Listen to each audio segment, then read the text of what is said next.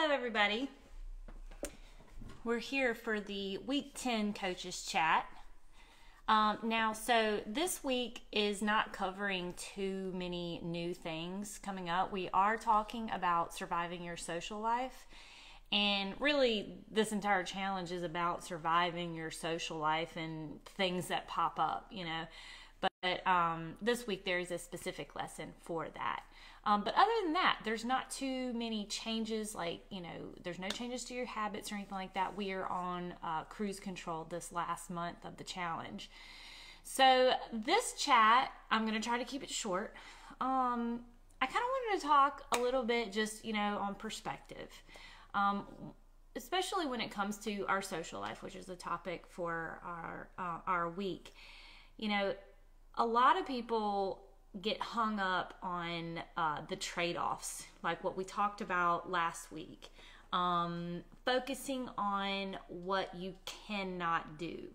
I find that a lot of people, even outside of the challenge, outside of CK, anytime someone tries to get healthy or change their eating habits or, quote, eat better, healthy foods, they automatically,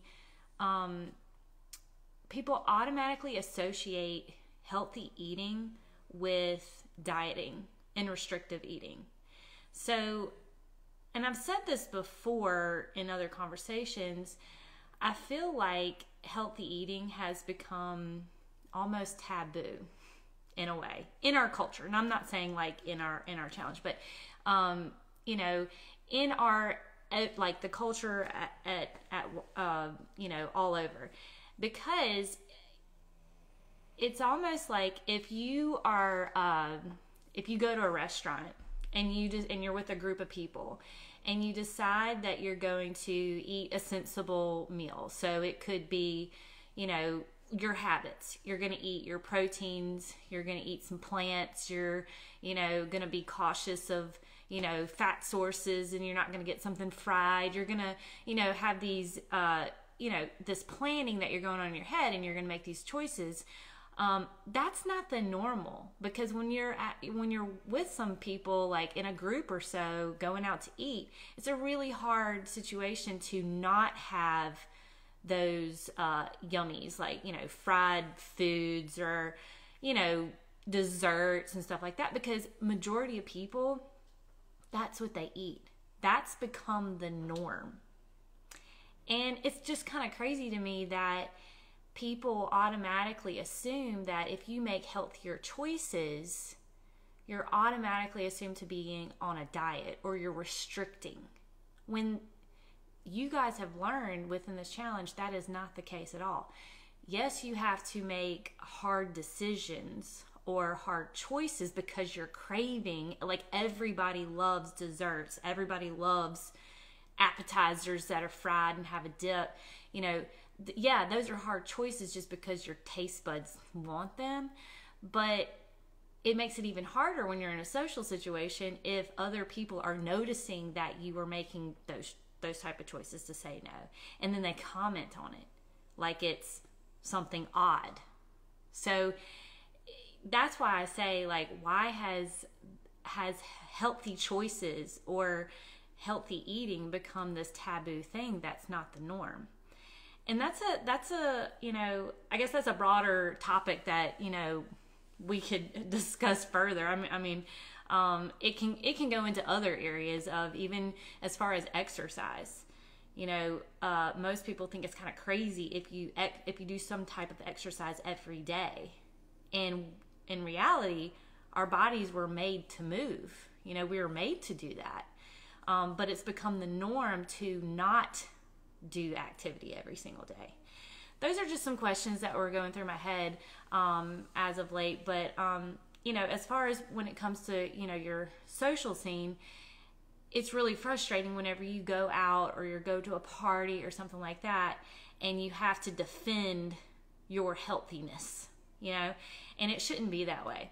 But regardless, it can feel that way if your environment doesn't foster those healthy habits or those healthy choices. So being prepared for it mentally is a good way to go into it. But you know, you're already armed with these habits, and you've been practicing them for 10 weeks now. You've obviously probably noticed the really good benefits and found other outside motivating factors like how you feel to keep you going, rather than you're just trying to lose weight. Because that, at the end of the day, that's why we want to make these choices. We don't want to make these choices for vanity reasons every single time, or out of guilt. You know, that should never be associated with your food choices, guilt, or, you know, eating them for a negative reason. It should always be because it makes you feel good. You know, I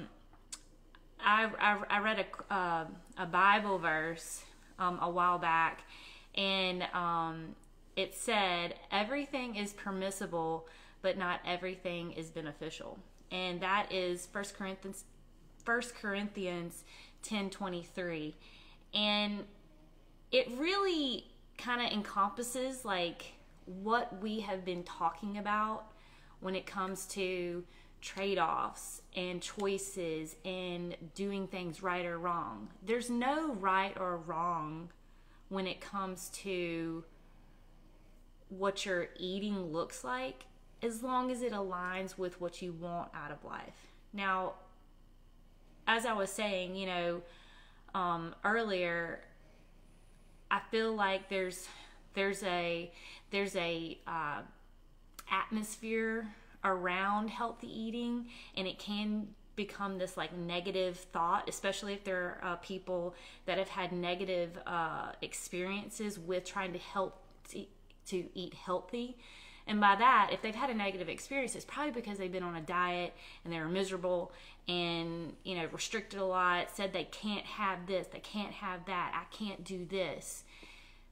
It's not about that. Like, they need to, you know, I wish they would all like sign up for Clean Kitchen and we could like retrain their brain.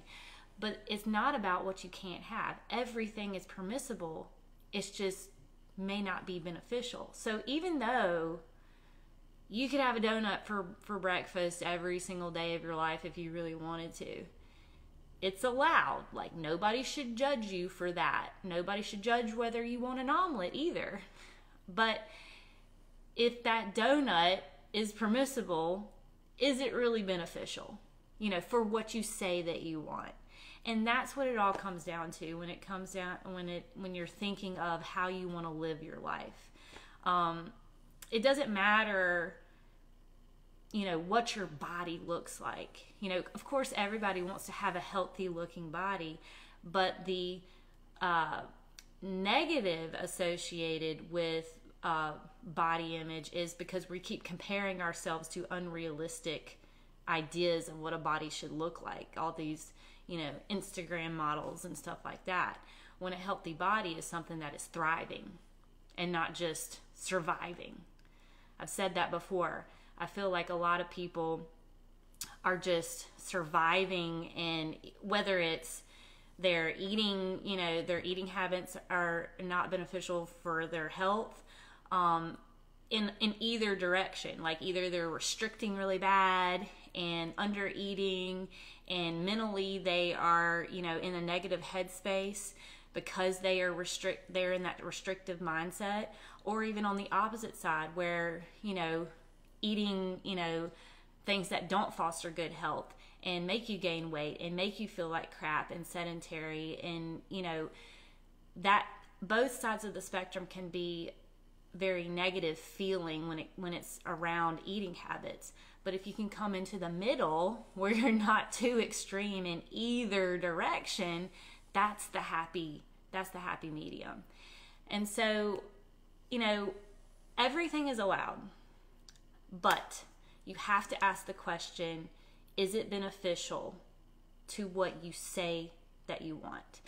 And as you go into these, you know, last couple of weeks of the challenge, you're gonna be thinking about the end. You know, no doubt a lot of you guys have had some great success, some good results you're seeing, and you're gonna want to, like, you know, keep at it, keep hitting it hard.